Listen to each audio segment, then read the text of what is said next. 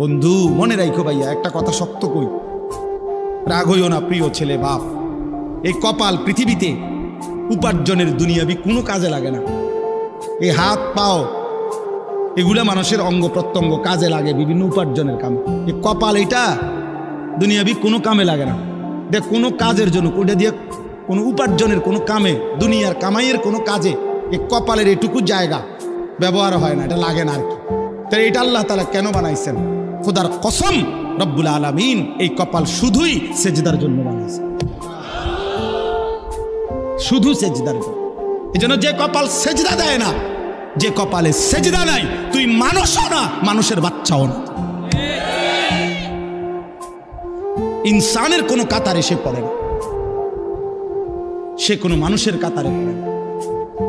ইনসানের কোনো কাতারে পড়ে না যার কপালে সেজদা। কারণ কপাল বানানোই হয়েছে। সেজদা কাকে বলে? ওয়াদউল জাবহাতে আলাল আরদ, জমিনের মধ্যে কি রাখা। এই তো কপাল রাখাটারই কি কয়? তার মানে সেজদা কপাল, কপাল বানানোই হয়েছে কিসের জন্য?